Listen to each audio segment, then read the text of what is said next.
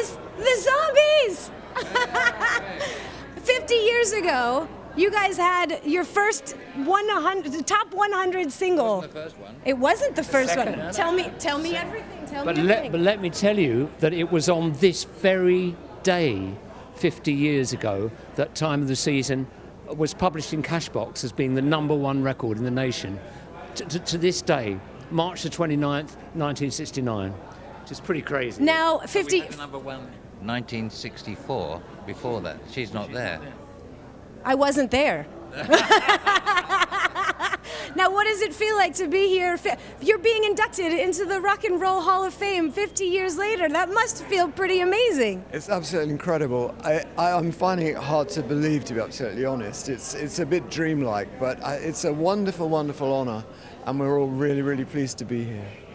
Is there one person or one thing that you could not have been here without? Each and every one of us, I think, because we are a family, we are friends, all our wives, everybody who surrounds us, our management, and the fans, of course. And we do miss our guitarist, Paul Atkinson, who died a few years ago, so we miss him. So there's 4 of the original 5 here. Well, you know, I have to say as well that if the revolution in rock and roll had not started in 1956 with Elvis and the extraordinary difference that made to so many musicians in the UK, it was like a magical moment. And without Elvis starting that foundation, none of us, I don't think any of these groups would be here. I think you're probably right about that. Also, you're welcome on behalf of America. Well, thank you very much. I've waited 50 years for that. Things come to those who wait. Did you get any of your moves from him? No. We're nowhere near as good in that department as he was. He was a one-off. He was unique. But he did have our records on his jukebox. Well, that must have felt really cool. Crazy, isn't it? Right? Yeah. We didn't know it at the time, though. We found out later that he had them on there. Who told you? Told Rod, an Irish DJ told him. Until 1999, I was doing an interview with an Irish DJ, and I was just spouting away and saying, you know, about first hearing Elvis and everything, and I told him about the time when we all walked up to Elvis's Graceland in '65, knocked on the door, and said, and his father came to the door, and we said, "Hello, is Elvis in with the Zombies from England?"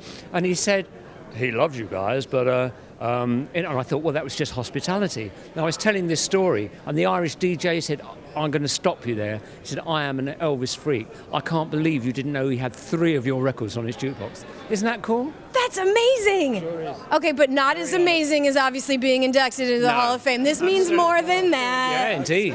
It's a kind of a validation of our careers, really, and for everyone who's been inducted today. You know, it's a recognition from the industry and from our peer group, from our musicians. Is the most important thing that they've noticed and they've respected the things that we've done, and so it's a wonderful, wonderful experience. Is there anyone that's already been inducted that you're friends with or fans of?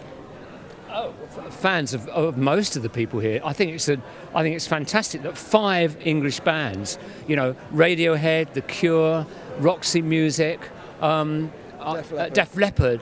Yeah, we're fans of all of them. It's just it's so great to be, you know, within this family. And there's going to be a jam at the end of the evening. And we had a little rehearsal this afternoon, and it was great. I saw Brian May standing on the side of the stage, and I haven't seen him for about 40 years, but I remember the last long conversation I had with him when we were with my second band, Argent, when we were in the States in 1972, I think it was, and it's just great, you know, meeting up with these guys again. You're having a little mini reunion today. Yeah. Absolutely. Did you guys see Bohemian Rhapsody?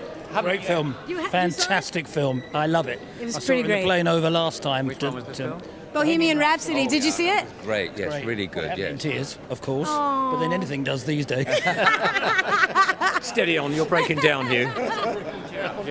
Now, do you guys have any holy shit moments from your career? I'm sure there's more than one. Well, the one that I can remember is when Chris was told quite recently that someone from our early days, within an administrative capacity, had ripped us off for £2 million in the 60s. So it's quite a lot of money, isn't it, really? That would have been a lot of money back then. In the 60s, can you imagine? It would have serviced the national debt of most of England, I think. I mean, at least it would have gotten us another house. Yeah, exactly. Do you like how I'm now in the band? We're still looking for it. We're still looking for it. Oh, good. I'm right here. But on the positive side, I can remember in 1964, Christmas 64, 65, we arrived in this country with a national #1. She's Not There. I mean, we were 18 and 19 years old.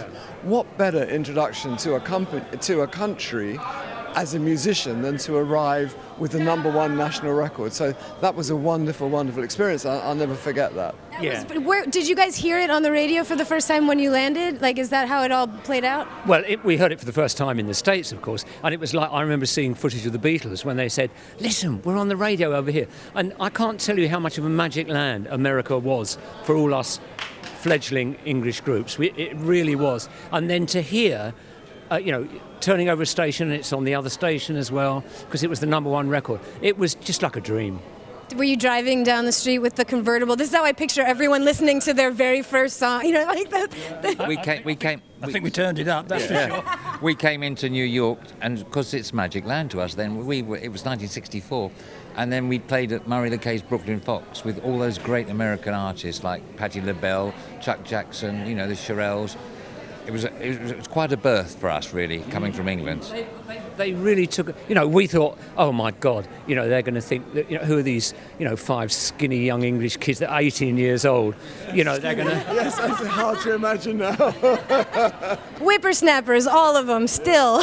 But they took us to their hearts, honestly, it was great.